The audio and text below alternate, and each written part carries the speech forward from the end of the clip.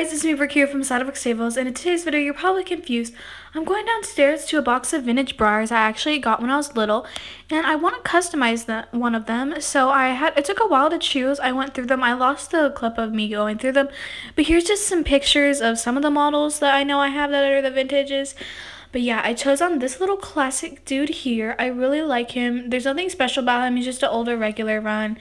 So yeah, I'm gonna paint him, and it did take a while for me to decide what I wanted to paint him, but I thought of the last custom I did right before I started this guy, which was a blue Roan, and I really did enjoy making the blue Roan. So yeah, I'm decided to paint him a blue Roan. So let's first start with priming him. I'm just taking the time to prime him. It really does help your surface. I did sand him down within some of the areas that needed to be sanded first. So yeah, like I said, we're priming him. And I'm pretty much immediately just going to start on the blue Roan. So here he is, all primed and ready to go. I'm just going to start with a basic coat of gray. It's going to take a lot of coats, so that's going to be his base coat. We're just going to paint the gray, and I need to water down my paint a lot because you don't want any streak marks. You want it to be as flat as possible just to make the custom look clean and crisp. So I don't even know how many coats I did. It took a very long time because I did not want any streaks showing. I just wanted like a plain gray. So I've clearly done a few coats here. And this is kind of some nice close-ups, so I'll let you guys listen to some music and enjoy brush cam.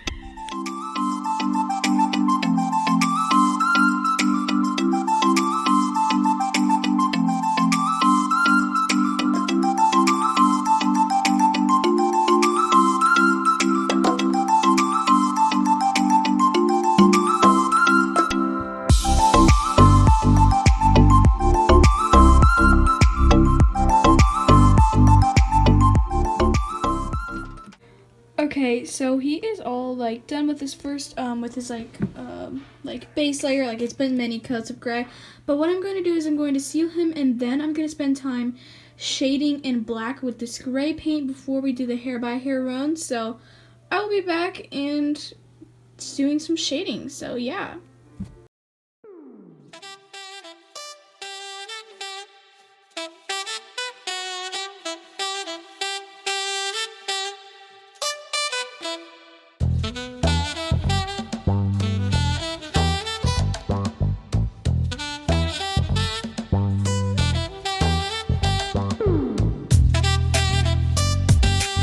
So this is one side of his head. I have to do it to the other, and then I actually have to do it to his legs and around his muscling. So yeah, I just have to let that dry, and then I'm going to do his other side. As you can see, I just have some black on his face, so I'm just going to try to connect it and do it. So let's go. So I ended up doing the legs off camera because it was a very tedious process, and now I'm just going to shade around the tail and muscling. So let's go to those clips. So I just have my model here, and I'm going to do some shading around this area. So I'm just going to add black directly close on the tail because I just want to add some depth here. So yeah, I just have to add black, and then I'm going to go with my other brush and add some gray and shade it out. This is a very tedious process. It takes a lot of just going back and fixing. So I'm going to speed it up, and I know I have to work on some muscle detailing because it just is very tedious.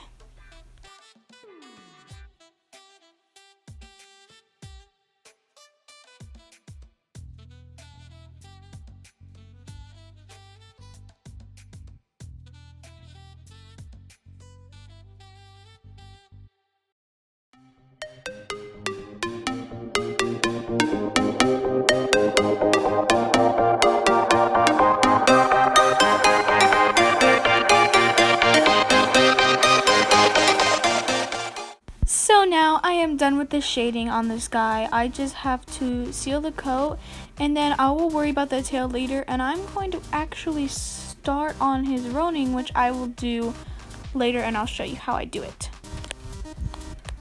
So I'm just out here, and I'm just gonna spray him. You have to be in a well-ventilated area. It's kind of windy, so I'm gonna have to do this off camera, but you just need to make sure you're in a well-ventilated area when you spray your models.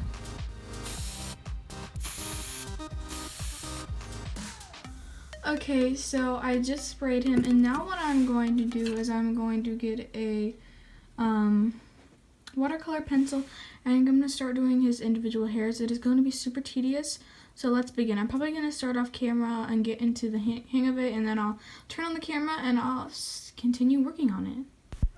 So this is pretty much what it's like. You just have to get the pencil and just kind of draw those individual hairs. You will have to obviously take extra time to make sure the hairs are a good size. You want to keep them in scale, and you have to go back and sharpen your pencil to make sure they're actually hair size. So this is literally how fast it takes me. I will speed it up, but this is the real time. So now we're going to go in a time lapse, and I have to do this pretty much almost all over his body and shade it out where there is no hair. Also, you really have to make sure they're going with the hair growth of a horse, so it's really good to have a hair growth chart. I did have one right by me, because if it's not going with the way with the horse, it won't look realistic. So let's go.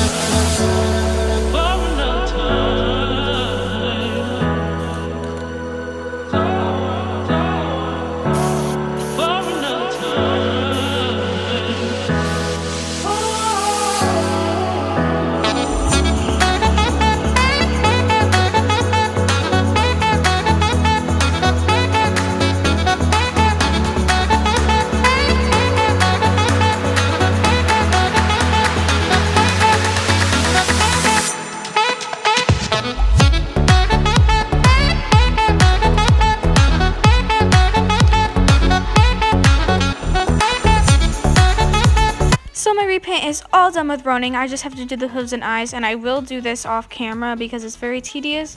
But after that, and then I'll do many coats of sealant, my Blue Roan custom horse will be finished.